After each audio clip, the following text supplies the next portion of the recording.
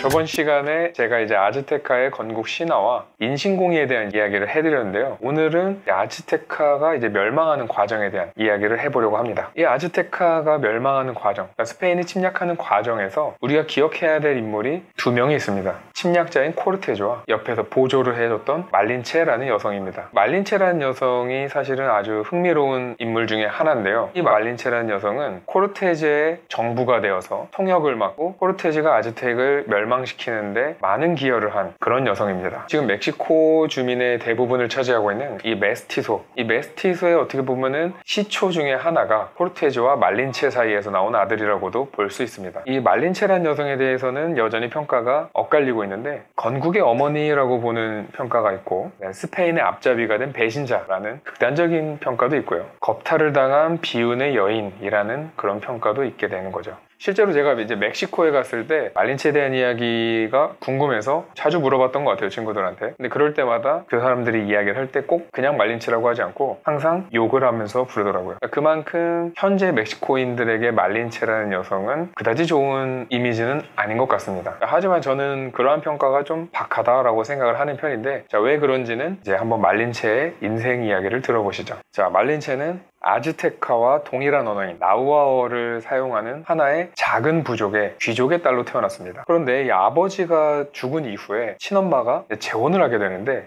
재미있게도 이 친엄마가 재혼을 한 이후에 아들을 낳자 그 재산 상속과 관련된 문제 때문에 딸을 노예로 팔아버리게 됩니다. 일종의 막장 드라마죠. 이 어머니는 주변에다가는 이 말린체가 이제 사라졌다라고만 이야기를 하고 이제 몰래 노예로 팔게 되었던 거죠. 자, 이 말린체가 팔려간 곳이 바로 마야 문명이 있었던 곳인데, 여기서 말린체는 노예 생활을 하게 되고 거기에서 이 마야어를 습득하게 됩니다. 자, 그리고 이후에 코르테즈가 마야 문명이 있는 곳에 상륙을 하게 됩니다. 이때 이 마야 소도시에서는 코르테즈한테 잘 보이기 위해서 몇몇 노예들을 선물로 주게 되는데, 이제 그 중에 이 말린체가 포함이 되었었던 겁니다. 기록에 따르면은 이 말린체는 그 여러 노예들 중에서도 좀 눈에 띄는 노예였다고 합니다. 뭐 이뻐서일 수도 있고요. 또는 이 귀족 출신이라는 것 때문에 좀 더 이제 사교적이었던 것 같기도 합니다. 그래서 다른 노예들하고는 달리 금방 눈에 띄게 되었고 코르테즈에게까지 이 말린체가 가게 된다는 거죠. 자, 이때 코르테즈의 수하에는 아길라르라고 하는 사람이 있었는데 마야 문명에서 한 8년가량을 살았던 사람입니다. 마야어에 능통했죠. 자, 그래서 코르테즈는 나우아어와 마야어를 할 줄 아는 말린체와 마야어를 하고 스페인어를 할 줄 아는 아길라르, 이 두 명을 데리고 다니면서 얼마든지 의사소통이 가능했다라는 겁니다. 근데 이 말린체라는 여성이 단순히 그냥 통역만 하고 옆에서 막 보조하는 역할만 수행했던 것이 아니라 결정적인 정보를 제공하기도 하고 상당히 적극적으로 도왔던 것으로 보입니다. 사실 그 부분이 이 아즈테카를 멸망시키는 게 가장 주요한 원인 중에 하나로 작용하게 됩니다. 자, 그리고 이 말린체와 코르테즈 사이에서 나온 아들이 최초의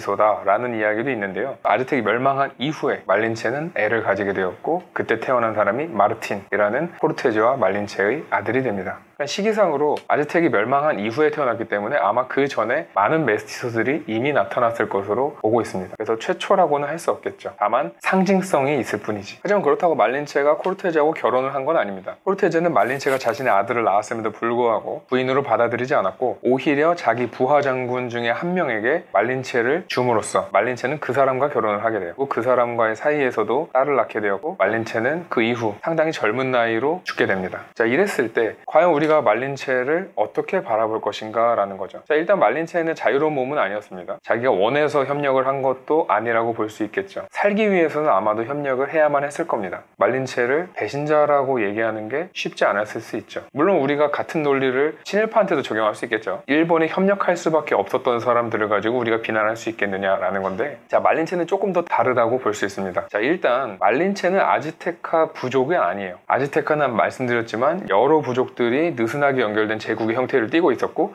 그 부족들의 대다수는 아즈테카에 대해서 많은 반감을 가지고 있었습니다. 아마 말린체도 그러한 반감을 가지고 있었을 확률이 높고요. 때문에 그런 부족들의 입장에서 본다면은 말린체는 복수를 대신해 준 것이라고도 볼 수 있는 겁니다. 몇몇 부족에서 이 말린체를 설득해요. 그래도 얼굴 희어멀건한 백인들보다는 우리는 그래도 뭔가 비싼 사람들 아니냐, 우리끼리 문제를 해결해야지 걔네들하고 협력해가지고 이러면 되냐, 우리 쪽으로 다시 돌아와라, 뭐 이런 제안을 받았다고도 해요. 하지만 그 제안에 대해서 말린체는 거절하고 더불어 코르테즈에게 그대로 일러 바칠 정도였다는 거죠. 그래서 이런 점 때문에 좀 배신자의 하나의 면모가 있다라고 이야기하는 사람도 있습니다. 아마도 이런 말린체가 이제 배신자다라는 이미지는 멕시코가 이제 독립운동을 하던 시기에 스페인에 대한 그런 반감, 그리고 이제 멕시코란 어떤 민족주의를 자극하기 위한 어떤 하나의 요소로 쓰인 게 아닌가, 저는 그렇게 생각을 하고 있습니다. 아마 과달루페 편에서 이야기했던 그 과달루페 여신과 정반대의 의미로 이 말린체가 역할을 한 것이 아닌가. 과달루페 여신은 긍정적인 이미지로서 민족운동을 자극했다라고 한다면, 이 말린체는 반대로 멕시코의 민족주의를 자극하는 부정적인 요소로서 활용됐던 게 말린체가 아니었나 싶습니다. 말린체라는 여성을 판단할 때는 당시 코르테즈에게 협력할 수밖에 없었던 그녀의 상황, 그리고 당시 아즈테카가 주변 부족들 간에 어떤 관계를 맺고 있었는가 하는 점, 이런 것들을 종합적으로 고려해서 이해를 해본다면은 배신자다라는 것은 좀 일종의 부당한 프레임일 수도 있다라는 것이 저의 생각입니다. 말린체 이야기는 여기까지 하고요. 다음은 아즈테카가 왜 멸망했는지 그 멸망의 과정을 좀 더 보도록 하겠습니다. 자, 혹시나 제 영상을 재밌게 보신 분들은 잊지 마시고 구독과 좋아요, 클릭 꼭 해주시기 바랍니다.